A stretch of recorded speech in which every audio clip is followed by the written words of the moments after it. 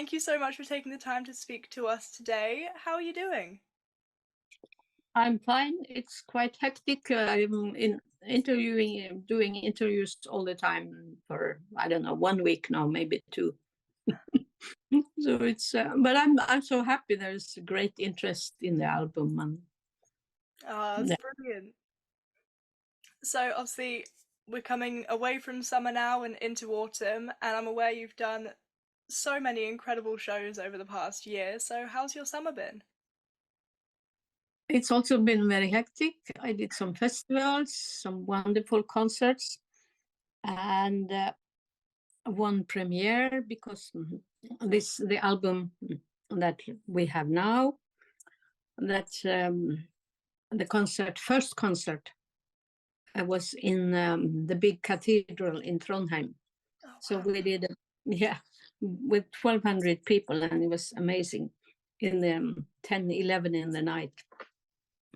So, and on top of that, I've been, I don't know if you have this, are you in Britain or where are you in? Yeah. You have this program where 7 artists come together and they sing each other's songs. Do you know that concept? Yeah. They invited me this year, so I've been working on the songs the whole summer, and then now we recorded in April and September. So I think since June it's been so hectic that I'm just but I love it. I love to be in my music. Oh, well, that's the most important thing, isn't it? It is. Well, back in early February, just after National Sami Day, you announced that you had joined By Norse Music. Yeah. Can you share a little bit about what it was like joining their family and how it sort of fit your artistic vision to work with them? I think that I've always loved Vadruna since I heard them. And I also think we are both searching back to our roots. They are searching back to the Nordic music, and then I'm searching back into my Sami roots. And I think long time ago, there were similarities. They were also shamanistic, because that's a big part of my music, the shamanistic beat. Yeah. I feel we are related. And then when we played in Sweden at Borgholm, and that was the first time I met many of the people from By Norse, and it felt like coming home. That's so incredible. Oh, I'm so glad to hear that. So obviously we are a few days away from the release of the new album now, and that's got to be really exciting for you, I can imagine. Yeah. And yesterday we got to see the album, the physical vinyl and the CD, and it was amazing. And we were signing, me and Bugge, we were signing for 500 copies. And today we go also to a shop, one of the few shops that are still, everything now is online, but there are still a few shops that sell vinyl. So we're going to be there tonight and sign. Oh, that's incredible. Yeah, and also we're going to play the music for the audience for the first time. I mean, not that we are playing, but we play the record. Yeah. And this will be so much fun. Yeah. So obviously the pandemic forced a lot of artists to sort of pivot their creative process a bit, and we were just wondering, how did isolation and lockdown sort of redirect your path and allow you to rediscover your love for piano music and eventually collaborate with Bugge Wesseltoft? Yeah, because actually I was working on the my second album, which will be out next April. We were planning to finish that one with my producer and my band, and then when the pandemic came, then we had to stop because many of the musicians had to start working in normal jobs. And there I was. I had established myself in Tromsø, and I thought, what do I do now? Because we couldn't continue working on that album. So I thought, okay, let me start composing new songs.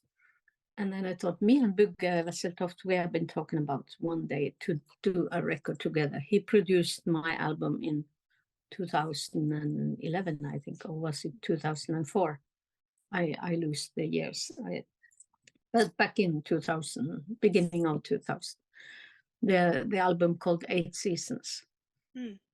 And I thought, okay, maybe we should this time maybe I should invite the pianist Bugge Wesseltoft.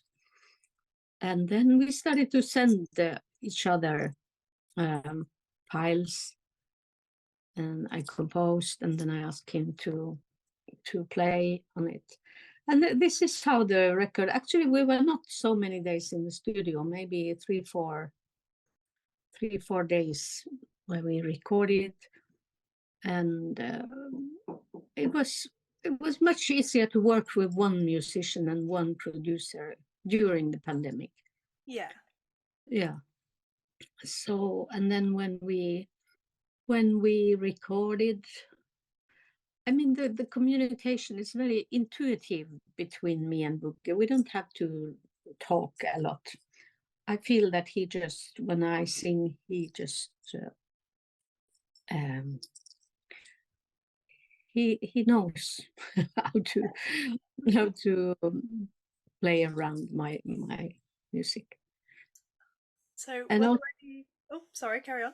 yeah, I also wanted to mention that I for the first time I learned to record myself. I never done that before. Oh, wow. So during my composing days in Tromsø, I also learned myself to record. And on one of the vocal tracks, I'm very proud of this one. It's the only song that is in English. This one I recorded myself, and we tried to re-record it in the studio, and it was okay. But I wanted you know, when you record alone in a room, you are much more relaxed, and so I really loved the quality of that recording. Also,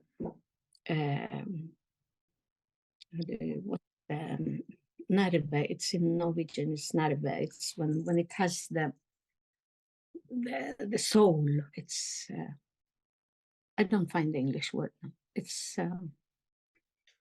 the feeling is there. Yeah. The feeling you want, and that's why I wanted to use that recording. And thanks to the wonderful mixer, Ulf, he took away all the noise, because of course with a very, very fresh technician like me, there was some, it was not totally clean, but he fixed it, and I'm very happy because I love the sense, what do you call it in English? The nerve, when you really feel them. It's like almost like that sort of raw emotion behind it. Yeah, exactly. Yeah. Oh, that's incredible. Were there any sort of like challenges or surprises that came up when you were working on this album? We were discussing this because I love piano and voice only, and I can listen to it for hours. So I thought that I want the audience to love it like that.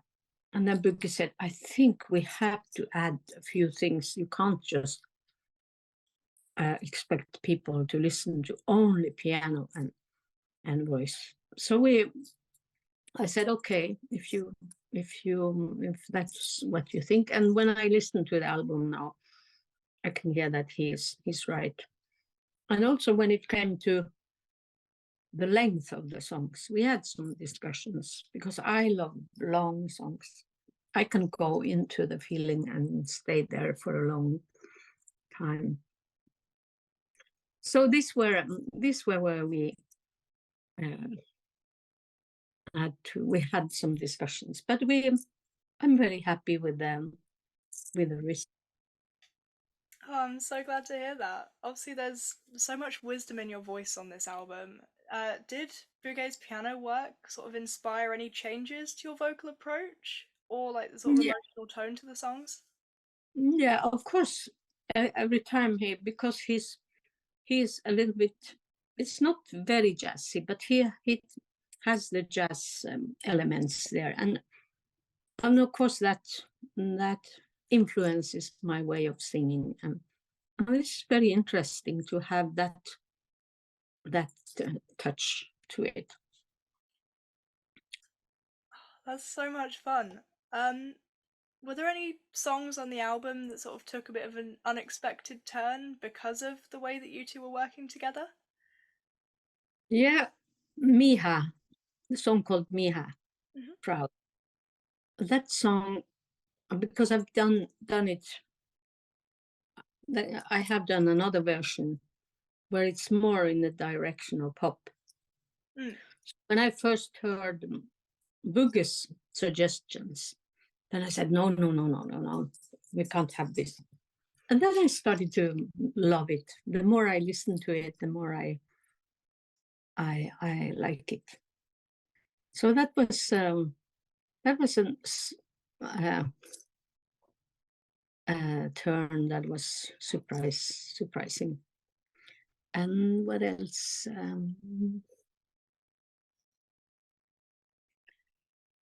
Um, no, but I knew that working with Bugge will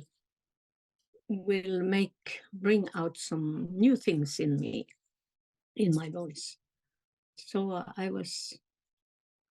that's what I wanted. So it's not big surprises, but only on Miha I could feel that, because there I know I wanted the first version that was closer to the more pop version of the song. But now when I listen to it, I really love it. Oh, it's so good to hear. Obviously, you and Bugge were sort of bouncing ideas off of each other while you weren't able to meet in person. Are there Mm. any songs that, when it came to meeting each other and recording the final product, that have almost changed almost completely since you first came up with the ideas for it? Or have a lot of them sort of stayed pretty much the same from when you first were discussing it? Mm. No, they changed, of course, because there's something when you play live. It's because one thing is when you plan in your studio or in while you are composing. No, I think many of the songs they changed, but to a better direction than they were originally. That's absolutely incredible, just the process behind it all. So, It's so wonderful to work with music. It's so I love it that it's alive. That and you never know. There are new things coming up, and then you improvise when he plays. I can some of the yoik parts that I do. mm, Uh, they were not planned. They just happened in the studio when he was playing, and I just improvised. yeah. Mm. It seems like such an interesting process to be a part of. But Yeah. going into sort of questions about a few of the songs on the album, um, obviously "L" is an iconic theme song from a film. What made you decide to include this in the album, and how does Bugge's piano work sort of change the emotional landscape of that track? I actually LA is not recorded other than as a. It's recorded with a symphony orchestra, and it's recorded as a soundtrack to a movie. But I never recorded it like a piece uh, that it's on its own. So I love that song, and my audience loves that song. So I I knew I had to do it with Bugge because it's such a beautiful song, and I could imagine that with the piano it would be even more beautiful. So normally I sing the parts that come after the verses. Normally in my original live version, I am the one doing the high notes. But this time I allowed him to have piano parts. It's such a cool way that you've managed to sort of take that and make something almost brand new out of it. Yeah. It's such, yeah, it's just fascinating. Yeah. Obviously, I've got the English name for this next one, but I'm sure you can help me out with its official name. But I Stand Tall. Yeah, how does it But feel to be able to sing that sing any track in your native language, and yeah. what's it like recording a song in Sami? Oh, I love my Sami language. My language is so flexible. It's beautiful. I just love my the Sami language, and I also, that song is about the hat, because when the missionaries came to Sápmi, the women were wearing these beautiful horned hats. They're called the latjagopir. And missioners, I can imagine, they were men, and they were provoked that the women were like queens, were wearing these tall hats. So they said, in this hat lives the devil. The horn is the devil. So you have to throw it in the fire, or you have to get rid of these hats. And then the women stopped using it. And it was like that for 200 years or 150 years. And many of the hats are in different museums all over Europe. Oh wow! And then we have an artist called Outi Bieski. She's been having exhibitions all over Europe, Venice Biennale, Documenta. She has been studying this hat, and she started to make new hats. And her colleague, who's a archaeologist, how do you say, archaeologist? Yeah. Yeah, they wrote a book together because they went to many of the museums all over Europe. They took photos of the hats, and now we are working with them. You know the word repatriation, or Yeah. that we take back the things that they took to the museums. And this is a wonderful book where they tell the stories. And one of the hats belonged, we learned that me and Outi have a common grandmother. And one of the beautiful hats was hers. And they studied the hat, and they analyzed which textile, and in between when they sew it together, they found hair from a bear skin, because the Samis used to have bear rituals for the bear. So it's interesting to know this was our grandmother, and maybe she participated in these rituals with this hat. So for us, it's a very powerful, this hat is such a powerful element from our culture that was lost. Yeah.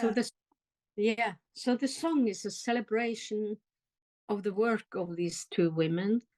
It's a celebration of the fact that we now are wearing these hats we are very proud. And it's a celebration of the strength of our grandmother, because she was a very, very strong woman. There are some things written about her. She was because our culture was matriarchy, Mm. where the women had a very strong position. Just she was one of the strong women, and for me, it's been very interesting to discover this. That because I thought I didn't think this had been in my family. It was Mm. interesting to find the story about this hat. So that's it's like a celebration song, celebration of this fact that we are finding our pride, and we have found so much information about these hats, and these two women have been doing a wonderful work. And I love the fact that I call this melody a Mozart inspired. It has such a joy in it, and the way Bugge plays it, it's like kind of, Mozart, he had very much joy in his, Yeah. yeah. But I call this one the Mozart piece. That's it's so nice to hear. Obviously, all about like this culture that in the Western world isn't as well known about and isn't as much appreciated. So Yeah. obviously, it's very clear that you are truly in love with your culture and your history. So, um, how do you balance the importance of singing in Sami with the desire to sort of make music that's accessible for the global audience? Uh, I tried to release an album in English in 2017, and that was just I after singing in Sami for 30 years, I felt, okay, let me try English. And I think both me and my audience, uh, I think I just have to sing in my native language. It's most powerful when I sing in my native language, but it's fun also sometimes in a few songs like this one, the one that is on this album. That I want to also just open up for the audience so they can have one song where they understand the words. But I think actually my audience is looking for, they don't want to uh, they don't want my music to talk to their heads. They want my music to activate the other parts. Uh, so I think the fact that I'm communicating with the audience that I have out in the world, in even if I don't sing in a language they understand. Yeah, it's such a like real connection that you can have with your audience, even though they may not, speak the same language that you sing in. The fact that you can still have that connection with them is Yeah, just it's absolutely remarkable. yeah, With the sort of topic of singing in languages that aren't as necessarily well known, how do you feel about the current state of indigenous music on a global stage? Do you see a bit of a shift in how it's being received? And have you noticed that more people are starting to take an interest in it? yeah. I think it's slowly growing. Of course, the English music is the Anglo-American music is the biggest, but I think there is since world music, Yeah. there has been an interest, and but of course it will never be a big, huge commercial thing. I think then the world had to change totally, and there had to be a revolution. but uh, but I think that I can see our young people also more and more of the Sami artists and groups are getting bigger audiences, and I think there is Maybe the Spotify, I don't know how it works. Sometimes it works, it only brings you similar music. But I think also by coincidence, some people stumble into into our kind of music. It's both ways. Yeah. Yeah. Well, as we are nearing time here, I just wanted to once again say thank you so much for speaking with me today. And just to round this off, is there anything that you'd like to say, whether it's about the album or just a message to any of your fans that may be watching this? Um, I don't know. I just want, I hope people appreciate this music. I'm thinking that in the state, the world is in a very chaotic state. There's a lot of insecurity, and there is a war in Europe, and there's climate change. We are in very difficult times, and I feel this music. I want this music to be medicine for people, where you can recharge your batteries. For me, this music works like that, and I hope that's my hope that people can open their hearts for this music, because I feel that we need also to